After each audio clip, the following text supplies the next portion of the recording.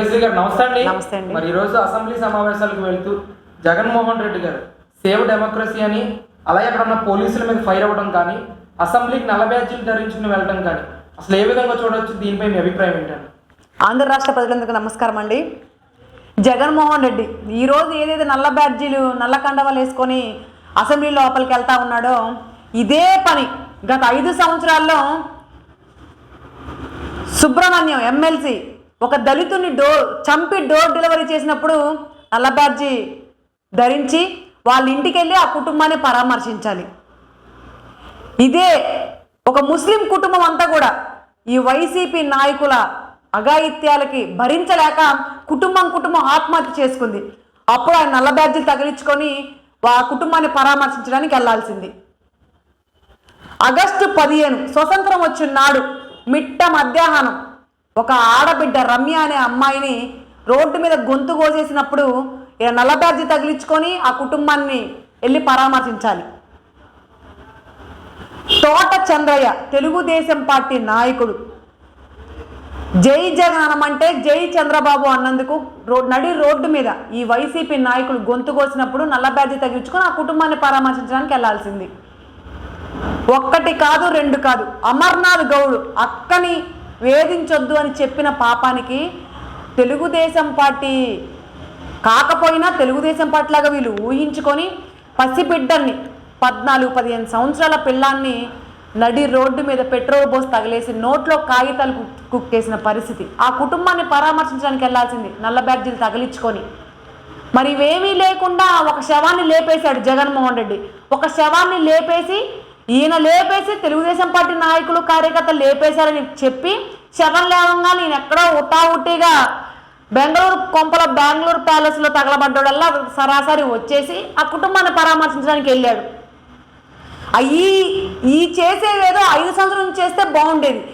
1 కాదు 2 కాదు, నాగమ్మ అనే ఇతను గెలిచిన నియోజకవర్గంలోనే ఈయన పులివెందుల్లోనే నాగమ్మ అనే మహిళని రేప్ చేసి చంపేసిన పరిస్థితి, ట్రాక్టర్ తొక్కించిన పరిస్థితి. అప్పుడేమైపోయాడు ఈ జగన్మోహన్ రెడ్డి? ఈరోజు అసెంబ్లీకి వెళ్తా సేవ్ డెమోక్రసీ అంటూ పిచ్చివాగుడు వాగుతూ నిండా అధికారం కూటమి ప్రభుత్వం ఏర్పడి 40 రోజులు కాకముందే సేవ్ డెమోక్రసీ అంటూ నల్ల కండవాలు వేసుకొని పనికి మాలిన చెత్త నా కొడుకులందరూ కూడా వెళ్తా ఉన్నారు. అందులో ఒక్కడైనా నీతి జాతికి చెందినడు ఉన్నాడని అడుగుతా ఉన్నాను. అందులో ఒక్కడైనా సరే ఒక అమ్మకి అబ్బకి పుట్టినాడు అని అడుగుతా ఉన్నాను. వాళ్ళు ఒక్కరైనా మనిషిలా ప్రవర్తించారా గత 5 సంవత్సరాలు అడుగుతా ఉన్నాను. వాళ్ళు ఎవరైనా ఇంతకుముందు మాజీ మినిస్టర్లు కానివ్వండి, ఎమ్మెల్యేలు కానివ్వండి, ఎమ్మెల్సీలు కానీ వాళ్ళు ప్రజాస్వామ్యబద్ధంగా ప్రజలకి న్యాయం చేసి వారి నియోజకవర్గాలు అభివృద్ధి చేశారని అడుగుతా ఉన్నాను. వీళ్ళకి ఏ అర్హత ఉంది, ఏ రైట్స్ ఉన్నాయి వీళ్ళు ఈరోజు సేవ్ డెమోక్రసీ అని అడగడానికి? ఆనాడు జగన్మోహన్ రెడ్డి వీడి తొత్తులు కొడాలి నాని గుడివాడ గూట్లే గంజాయికి మత్తుకు అలవాటు పడిపోయిన నీచుడు అదే అసెంబ్లీలో చంద్రబాబు నాయుడు గారు ప్లకార్డులు పట్టుకొని కార్ల వైపు నుంచి రాకుండా మెయిన్ గేట్ నుంచి వస్తా అట్లా ఎవరైనా రావచ్చా అధ్యక్ష అని వాగిన ఆ నోరు ఈరోజు ఏమైపోయింది? దాన్ని కూడా భూతద్దంలో పెట్టి చూసి కార్యకర్తలు నాయకులు వాళ్ళ పక్కన ఉన్నటువంటి సెక్యూరిటీస్ అందరు కలిసి మందలుగా అసెంబ్లీలోకి వచ్చేసారని చెప్పావు. మరి ఈరోజు నువ్వు చేసిందేంటి? నీకే తగులుతా ఉన్నాయి, నీ సెగ నీకే అంటుకుంటా ఉంది. అది ఈరోజు గుర్తుపెట్టుకో. భగవంతుడు చాలా గొప్పవాడు, అందుకని నీకే చూపిస్తా ఉన్నాడు. ఈరోజు ఏం మాట్లాడుతా ఉన్నావు నువ్వు? ఈరోజు నీకైతే ఒక రూలు, గత ప్రతిపక్షం ఉన్నటువంటి నాయకుడు ఒక రూలా? ఎన్ని వాగావు? జగన్మోహన్ రెడ్డి అనేవాడు పవన్ కళ్యాణ్ని అసెంబ్లీ గేట్ కూడా దాకనిమని అన్నాడు. అదే పవన్ కళ్యాణ్ 21 సీట్లకు 21 సీట్లు పోటీ చేసి 1 సీటు కూడా పోకుండా యావత్ భారతదేశం మొత్తంలో చరిత్ర సృష్టించిన నాయకుడు పవన్ కళ్యాణ్ గారు. 21 ఎన్ని సీట్లు అయితే పోటీ చేశాడో అన్ని సీట్లు గెలిచాడు. ఎవరికైనా దమ్ముందా? గేట్ తాకనివ్వడం, అదే గేట్ బద్దలు కొట్టుకొని ఈరోజు అసెంబ్లీలో దర్జా కాలు మీద కాలు వేసుకొని కూర్చున్నాడు. దట్ ఈజ్ పవన్ కళ్యాణ్ గారు. మీరున్నారు ఈరోజు రోడ్ల మీద పడిగాపులు కాస్తా ఉన్నారు, గేట్ల దగ్గర అమ్మ బాబాను అడుక్కుంటా ఉన్నారు. మీరు ఈరోజు ప్లకార్డులు పట్టుకొని లోపలికి ఏ రీతిలో వెళ్తారు? పోలీసుల మీద ఉరుమురిమి చూస్తా ఉన్నాం.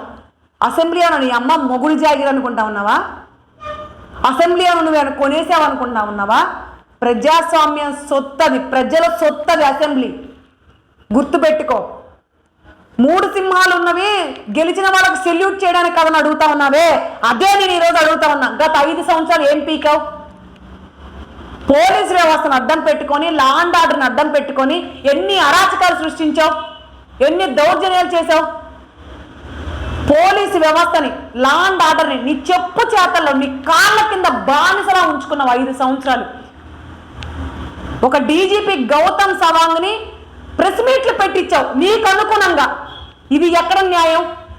అంటే నీకొక రూలు, యువతల వాళ్ళకి ఒక రూలా? నువ్వేనా పెద్ద తోప? నువ్వేనా తురుమా? నువ్వేనా పుడింగివా? నువ్వో పెద్ద లఫ్ఫుటావి అని ఈరోజు ఆంధ్ర రాష్ట్ర ప్రజలు తెలుసుకున్నారు. పిచ్చి పిచ్చిగా నీకు పిచ్చెక్కిందని ఆల్రెడీ ప్రజలకు తెలుసు. ఎందుకన్నా 153 సీట్లు ఇస్తే ఏంట్రా బాబు ఈరోజు కనీసం ప్రతిపక్ష హోదా కూడా లేకుండా ఇలా ఓడిచ్చారని అదే భ్రమలో ఉండిపోయావు. నీకు పిచ్చెక్కింది. నా భర్త ఎంతో కొంత నాకు వాడుకోమని నాకు కొంత డబ్బులు ఇస్తాడు, నిన్ను నా సొంత డబ్బులతో ఎర్రగడ్డ హాస్పిటల్లో జాయిన్ చేసే బాధ్యత ఒక ఆంధ్ర రాష్ట్ర మహిళగా నేను తీసుకుంటాను. ఎందుకంటే సొంత చెల్లిని తరిమేశావు, అక్క తల్లిని తరిమేశావు. నీకంటూ ఎవడూ లేడు ఇప్పుడు. నీ భార్య అంటావా, దాని మేనమామ కొడుకుల మాటలు వింటా ఉండిద్ది. నీ కూతుర్లు ఎక్కడో ఉన్నారు. నీకు దిక్కు ముప్పు లేనాడు. నువ్వు ఒంటి కాకు కొమ్ము ఏకాకి అయిపోయావు నువ్వు. కాబట్టి నేను ఒక మానవత దృక్పథంతో నేను నీ చెల్లెలిగా నేను ఎర్రగడ్డ హాస్పిటల్లో జాయిన్ చేయడానికి ఖర్చు అంతా నేను పెట్టుకుంటానని నీకు తెలియజేస్తా ఉన్నాను. నువ్వు పోలీసుల మీద విర్రవీగితే, పిచ్చి పిచ్చిగా మాటలు మాట్లాడితే పద్ధతిగా ఉండదు. ప్రజాస్వామ్యంలో బ్రతుకుతున్నావు అని చెప్పావు. నిజంగా జగనన్న నీకు ఈ ఒక్క మాటకు నేను సెల్యూట్ చేస్తున్నా. ఆంధ్ర రాష్ట్ర ఆడపడుచుగా చేతులెత్తి నమస్కరిస్తా ఉన్నాను.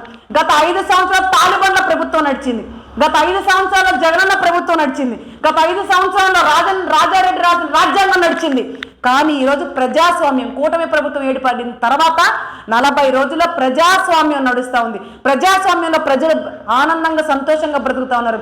ప్రజాస్వామ్య విలువలతో కూడిన ప్రభుత్వం నడుస్తూ ఉంది. ఈరోజు నువ్వే తెలియజేసావు ఆంధ్ర రాష్ట్ర ప్రజలకి. నువ్వు కూడా తెలుసుకున్నందుకు ఒక ఆంధ్ర రాష్ట్ర ఆడపడుచుగా ఈరోజు చాలా సంతోషంగా ఉంది. ఇవాళ ఒక్కరోజే నాకు తెలిసి ఒక మనిషిలాగా మాట్లాడావు, ఒక అమ్మకి అబ్బకి పుట్టిన వాళ్ళలాగా మాట్లాడావు.